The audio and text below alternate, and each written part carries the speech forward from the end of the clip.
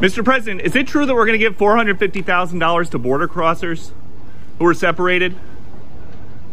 Does your plan B for Iran include a military option, Mr. President?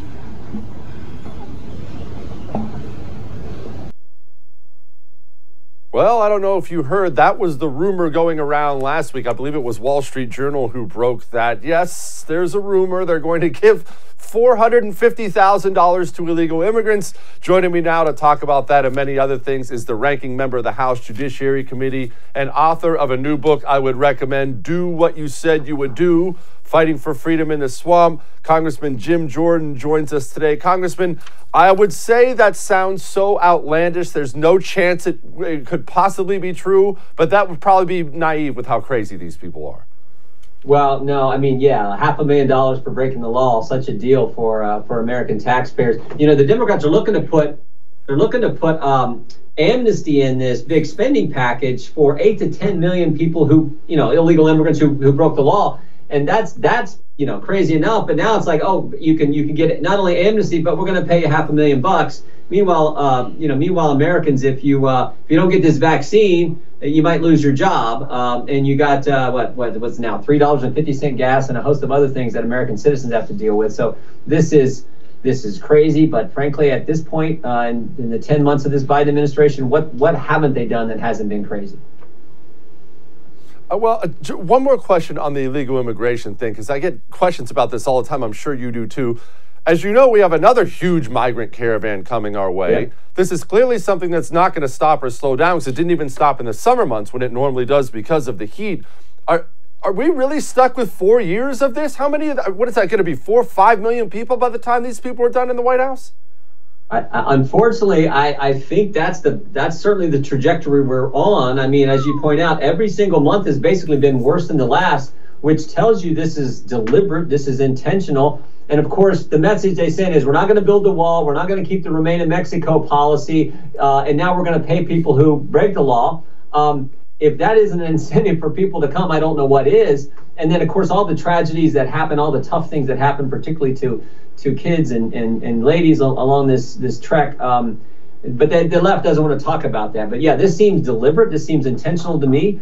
But you know, I think we can slow it down some when we take back the House a year from tomorrow. But you know, until we get a new president, until President Trump runs again and wins, it's going to be tough to stop this nonsense that we see from Joe Biden. Your book, Do What You Said You Would Do, Fighting for Freedom in the Swamp. You obviously talk about the swamp.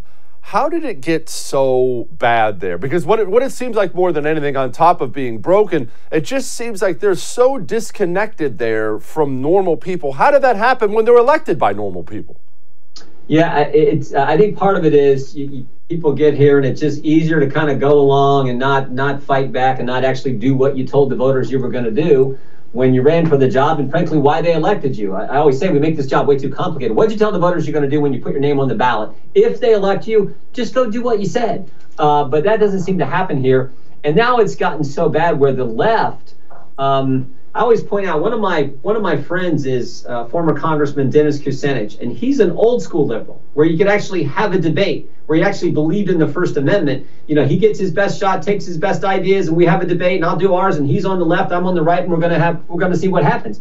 That's the way it's supposed to work in this country. But the new left, the new hard left, they don't want to debate. They don't believe in the First Amendment.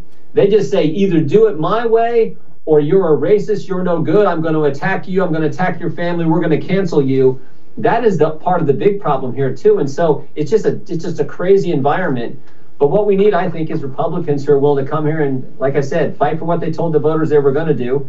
And we talk about a lot of that in our book, some of the big investigations and some of the behind the scenes stuff that I think your viewers will like when they get a chance to read it. You brought up Kucinich, but I mean, you're so right about that. I try to explain to people now, this is not even Bill Clinton's parties. And it's not like I'm a big fan of Bill Clinton, but he's far, far to the right of this madness today. These people seem like they only want to wreck the place. And I don't want to be, I mean, I am partisan, but I don't want to be too over the top. How am I supposed to take these things as anything other than they're trying to trash the place? No, I think that's exactly what they're trying to do, because that's what we see happening. I mean, think about it, in 10 months time. I had a friend send me a text the other day. He says, I wake up every morning thinking it can't get worse. By the end of the day, Democrats prove me wrong because it just keeps getting worse. We went from a secure border to chaos. It went from energy independence to the spectacle of the president of the United States begging OPEC to increase production. We went from relatively safe streets to the rise in crime in every major urban area because Democrats defund the police. We went from being respected around the world to what we saw with the debacle that was the Afghanistan withdrawal, and on we could go. So yeah, they seem to just, and I haven't even got to the most important thing, what we were just talking about, what they've done to the First Amendment. Jesse, every single liberty we enjoy under the First Amendment has been assaulted over the last year by the left. Your right to practice your faith, right to assemble, right to petition your government, freedom of the press, freedom of speech, every single thing.